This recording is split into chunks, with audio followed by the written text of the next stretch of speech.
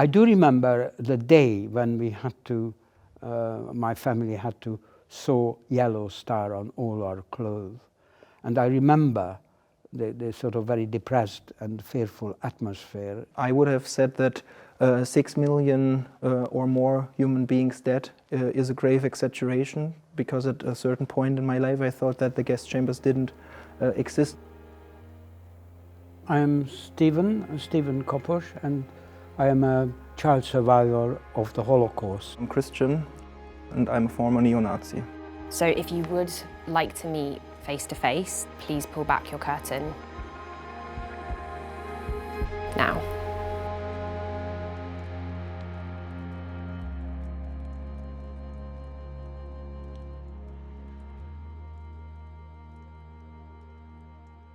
I was born in 1989 in the GDR, so East Germany. I was then raised in the time when both sides of Germany were reunited, which was for the eastern side where I'm from, some kind of a shock therapy. Christian, what were you like as a young man? I think I was confused and angry because the town where I grew up was quite segregated, and in the southern part of the town there was all these big mansions where only really rich people could live, and I was growing up as a rather poor person. So this was something I had to grapple with. I had to grapple with the situation at my home.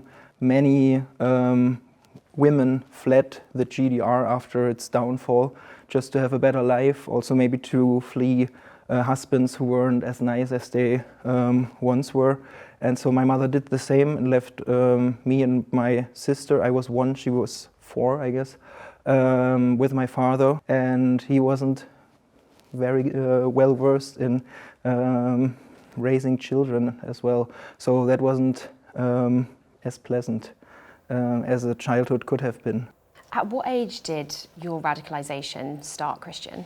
I would say with the start of the adolescence or puberty, which makes sense, because radicalizations are mostly processes that kind of answer or try to answer questions that people raise if they are in a crisis. And for me personally, when I came into the age where your parents are not superheroes anymore, where you ask yourself who you are, what is your place in society, there were all these kind of voices at that time from the fringes, so to say, that were saying, yeah, but we are not really seeing the side of the German people, what they had to endure during the war. So there were these people, what we would now call historical revisionists, who were becoming louder. And for me it was interesting, because I was told if I want to know the truth, I have to look at a certain event from all possible angles, and I do have to get close to every source in order to have the whole truth, not half of the truth or whatever fracture of the truth. So I thought, okay, if also this saying was kind of interesting to me, that the victor writes history. And so if the Allied forces won, the history that I was given at school was a history of the victor. But who has written the history of those who lost? And there was my gateway into at least reading into historical revisionism. Raising these kinds of questions, I had a historical teacher who couldn't really kind of moderate that well.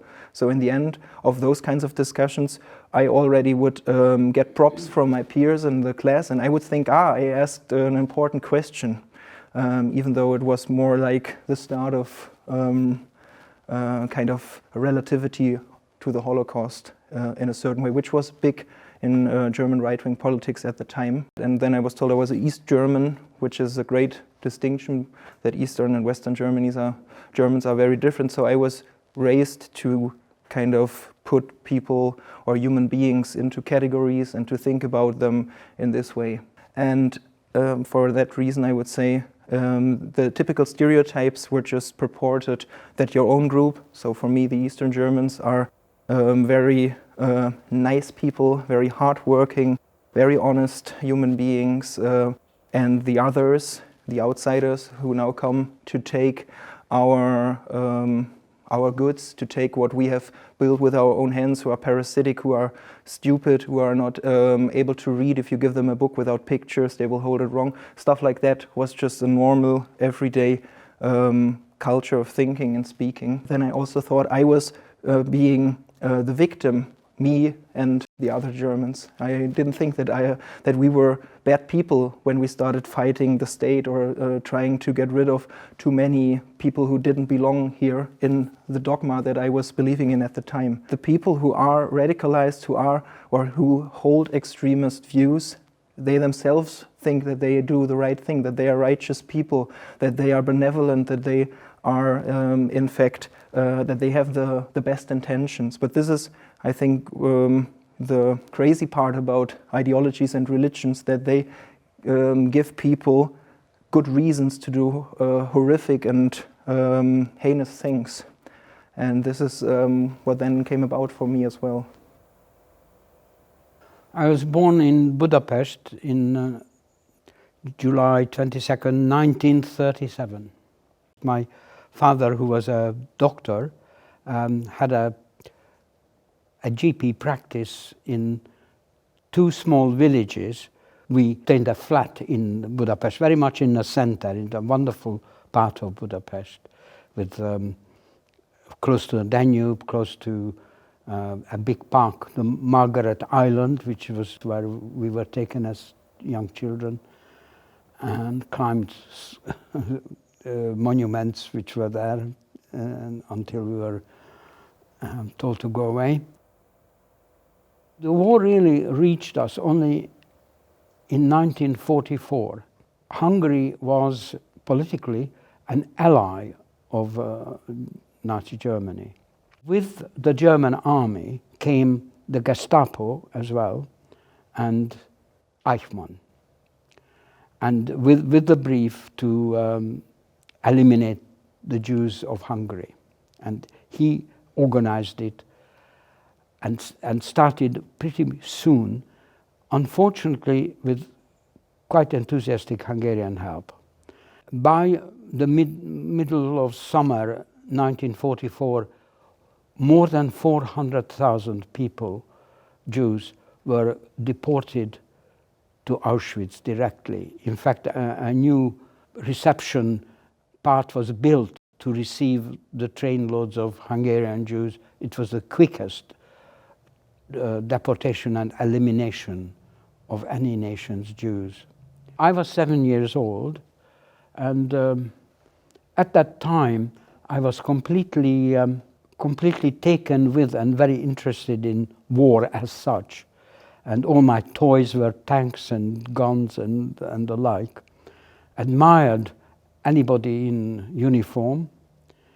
And in fact, I was saluting in the street either Hungarian or German uniformed soldiers. And there was this occasion when I saluted a German officer, and he said, "What a pity that this boy is not German."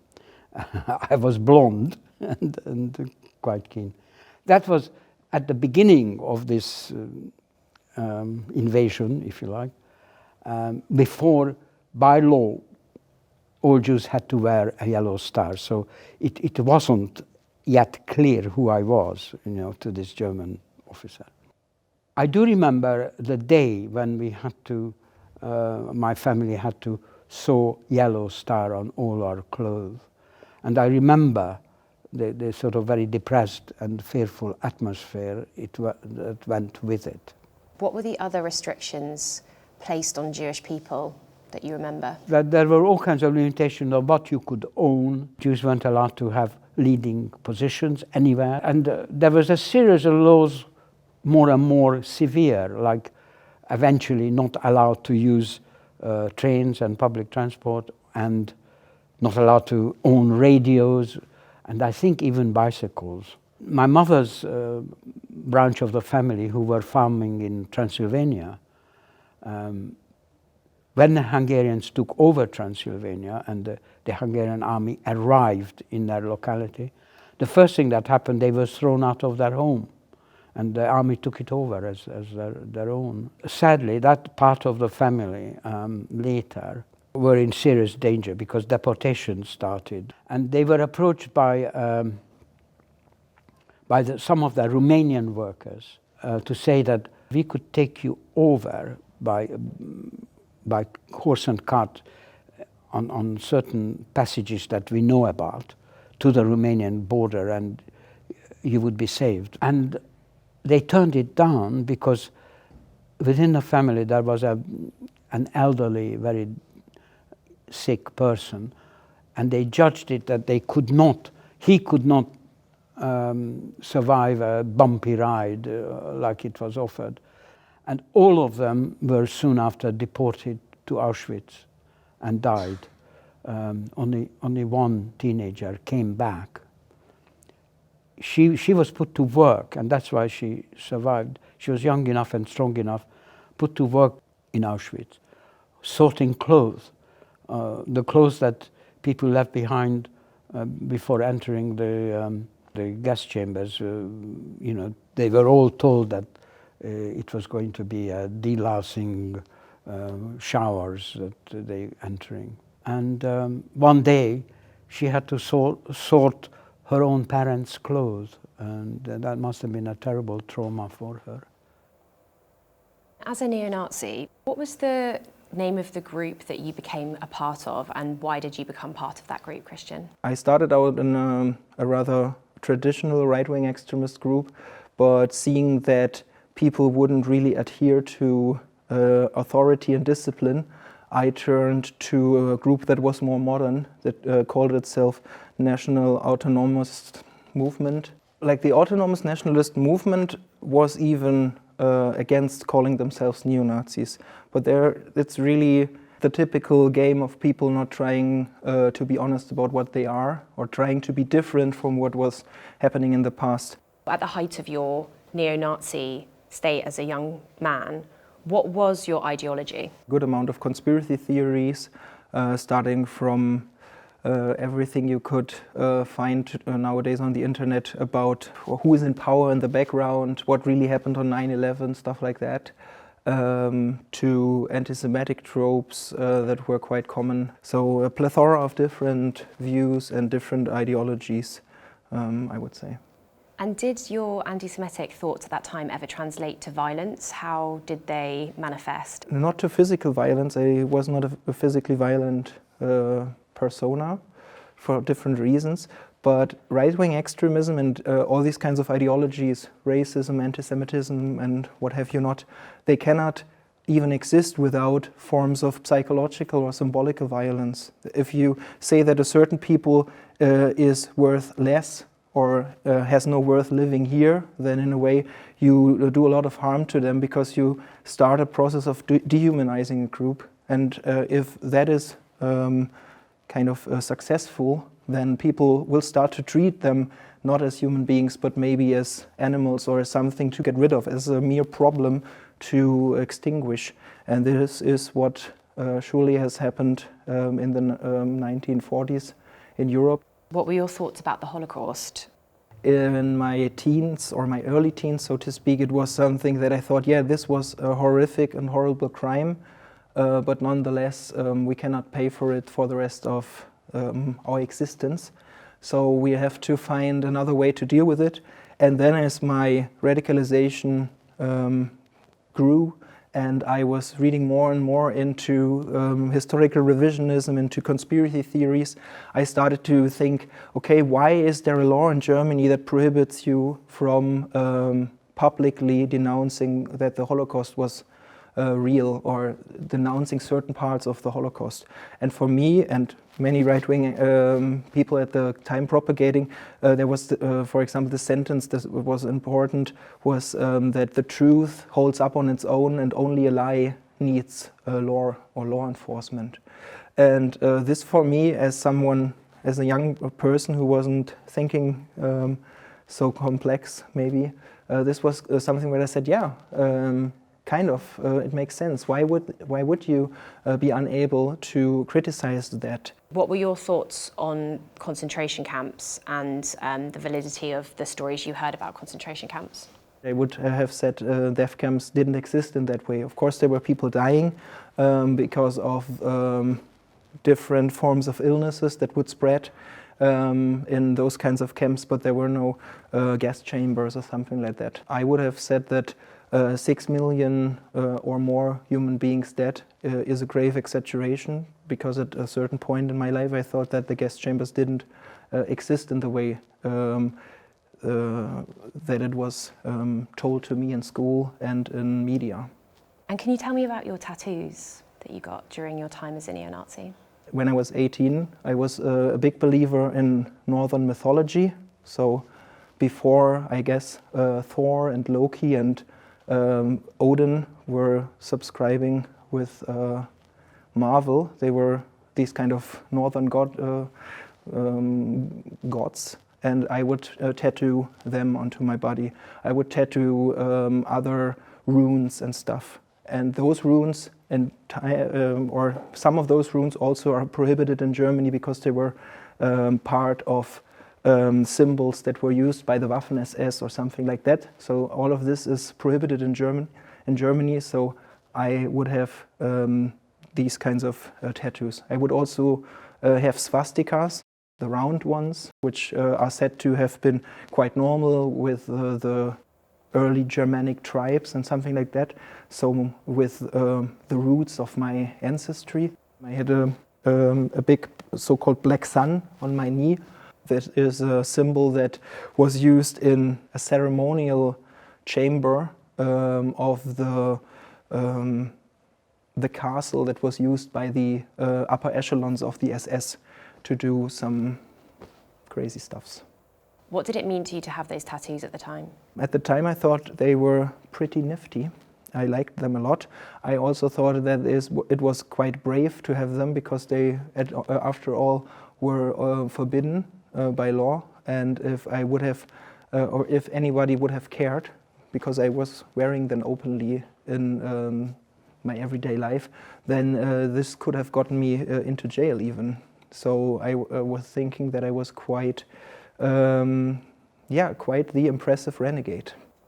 Stephen, what happened to your immediate family during the Holocaust? Because of our Transylvanian connection, my father and my uncles became involved with the Kastner project, which was a deal with the German leadership, Himmler and Kaltenbrunner particularly, and Eichmann was involved, but not Hitler. To have a certain number of Transylvanian Jews saved, taken to liberation in Switzerland via Belsen. They had to go via Belsen against certain payoffs that the German army needed, material and trucks to be used on the Eastern Front. And 2 transports had successfully arrived in Switzerland, and my father was involved in a 3rd one, and my uncles, 2 uncles and my father. But they were stuck in Belsen because Hitler had got wind of this arrangement and was not at all pleased. But they were treated as hostages in Belsen, a camp within a camp. And they were staying there with a certain degree of privileges. My father worked as a doctor for it and had extra rations. And occasionally, very occasionally, they were allowed to receive Swiss Red Cross parcels. They could keep their own clothes. They weren't tattooed with numbers. But all the same, they were starving, my father said. And eventually they were transferred to Theresienstadt, and this is where my father got liberated. And but not before he was very, very ill there, and he just barely survived. We had to relocate during the fighting a number of times, sometimes in very dangerous circumstances. And I remember on one particular occasion when we were already snowed in and we had to relocate, going across back gardens, snowed-in back gardens, and we were shot at. I think from the nearby Soviet lines, because all they saw was a group of people, black dots moving across a snowfield. And I remember even the sound of bullets whistling past. I mean, if they're close, they make a certain sound. And I just thinking, oh, that must have been a bullet. You know, not again, not realizing that I'm in mortal danger right now. Can you tell me about the Christmas that you spent with German soldiers? How did that come about? Well, as I said, the front line did reach us when the German army was already completely surrounded by the Soviets. The whole of Budapest was. They celebrated Christmas just before the fighting started and invited us kids to be their guests because they didn't realize we were Jewish, of course. And it was an invitation that couldn't be refused. So we went, and it was a beautifully set, considering it was already warlike conditions elsewhere, with a great hall with a long white table set with little twigs of fir trees and a Christmas tree at the end, and a huge flag of swastika hanging. We were placed one German soldier, one Jewish boy, one German soldier, one Jewish boy, all the way along. I can't remember what was served for a meal, strangely enough, because by that time we were not very well supplied. But I do remember the atmosphere of it, which was very, very depressed by the German troops, because they realized that they weren't going to see their own families, very highly likely. And we were invited just to remind them of family, really. They were well aware of this coming up imminently, and the atmosphere was very sad, I think. That's what I remember.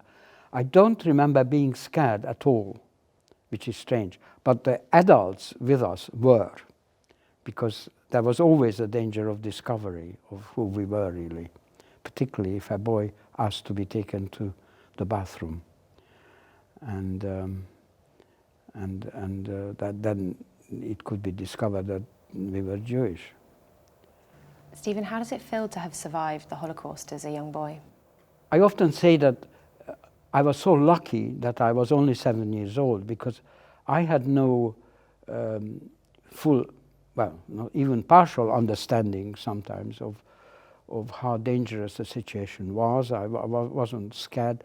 I realized the dangers and how awful the situation was in retrospect, and also by reflection, by seeing the adults around me very fearful and traumatized. But it was indirect, if you like. I took it for granted, I suppose. Again, I was just too young to consider it much, except when I reached kind of teenage years. Then I started to reflect and realize how awful it was, how humiliated we were, how much danger we were in, and of course how many people we lost as a family. It is hard to understand how humanity can descend to those levels. And again, an incomprehension of how, with that example and experience, it can repeat in our present time. So you've both had the chance to hear each other's stories. Now you can decide whether you'd like to come face to face. Please pull back your curtain now. Hello. Hello. I was very interested in listening to your story and what happened later. I mean, where are you now with those feelings about anti-Semitism and Jews in general? I've dropped out many years ago when I was 21. So then there was a whole process of de-radicalization that took many years, I would say, in order to become a different person on many different levels. And for me today, anti-Semitism is really not a big thing anymore. Yes, I'm interested in that actually. That this was a process over a period of time. Yes. Was it facilitated by some kind of external agency, or was it purely spontaneous on your side by discovering contrary information and starting to think? I had different experiences that led to me dropping out and de-radicalizing over a certain period. Disappointment, changing in my life's choices, also speaking with people not like just once, but over a period of months, who had different beliefs and in whom I trusted because I liked them on a human level. Got me and a friend of mine who was also radicalized at the time to think, okay, we're doing all this work. I was doing speeches, giving concerts, doing internet videos, all this kind of jazz. And we're doing this and nothing really changes. We are not getting any closer. Mind you, it was in the after 2000, or before 2010. Yeah. So this was a different Europe.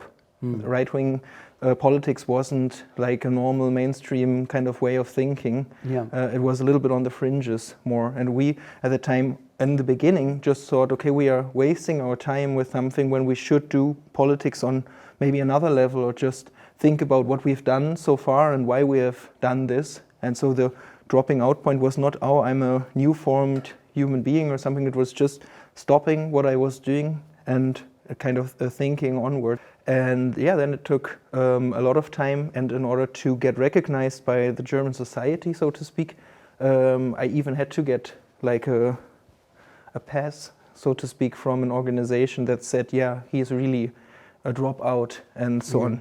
And let's say the irony of that is that this organization did this way too early, when my de-radicalization process wasn't even finished, and they let me speak to the media and put me into schools in order to give them a report when my de-radicalization process wasn't even fully done. Because of course, if you have been raised a certain way and then radicalized over years and years, you have all these different reflexes or residuals even that are kind of like reflexes, and it takes a long time to get rid of those and in order to say, yeah, I'm truly de-radicalized.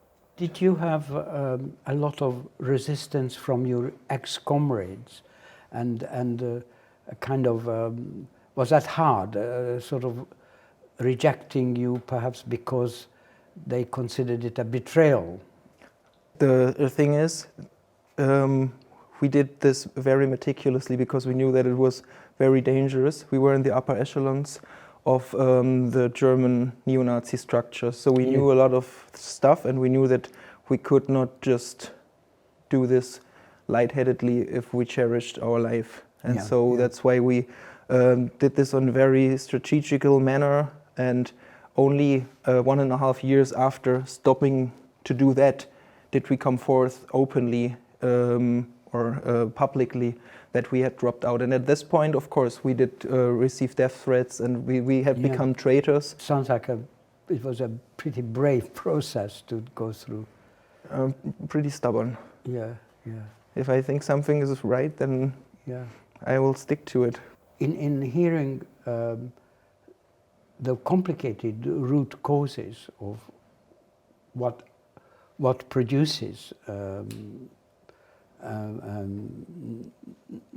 neo-fascist or neo-Nazi movement, becomes more understandable when you hear an actual lived experience, rather complicated contributory roots of it.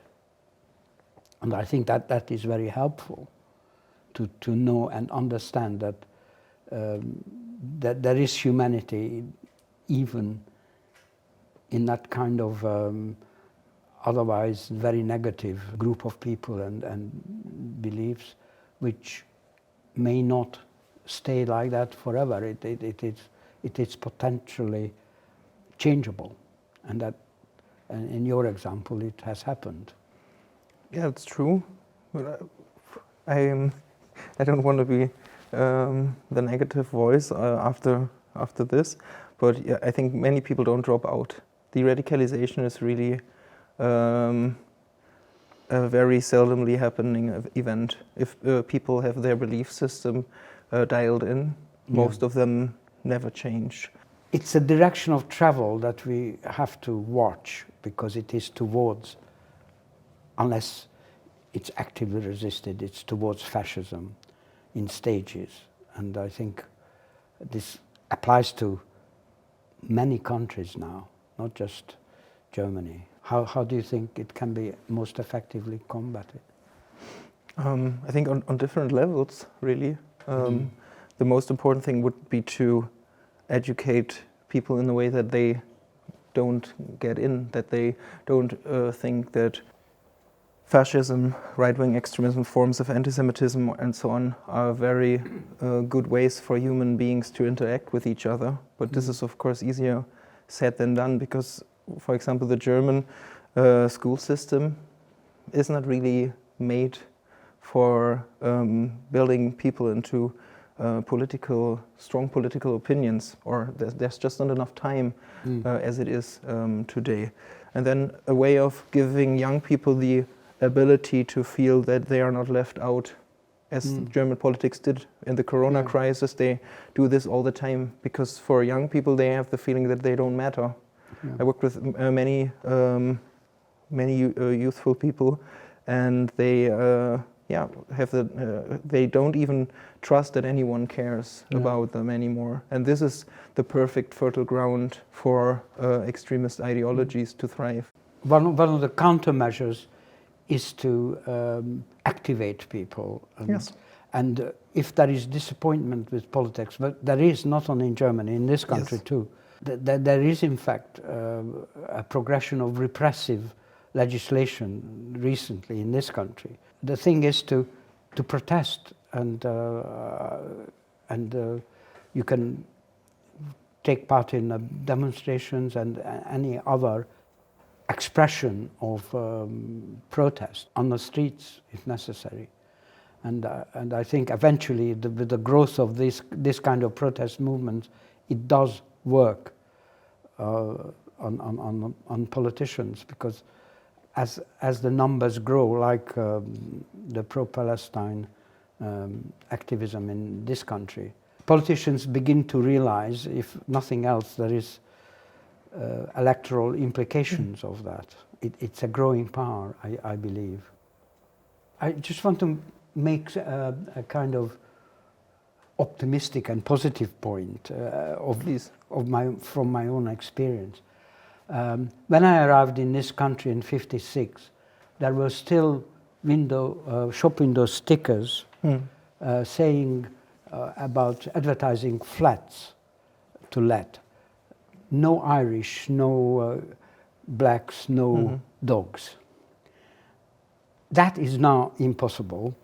There is a lot of positive in integration.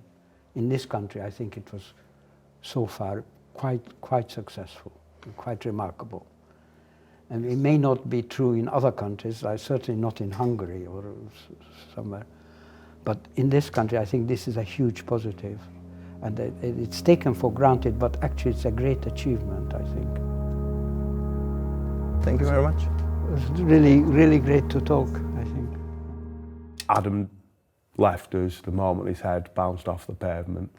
It came up on the TV that 2 men had been arrested for murder, and she said, "Please don't tell me that's you." I told her that it was. I tragically killed somebody with a single punch. I lost my brother to a single punch in 2009.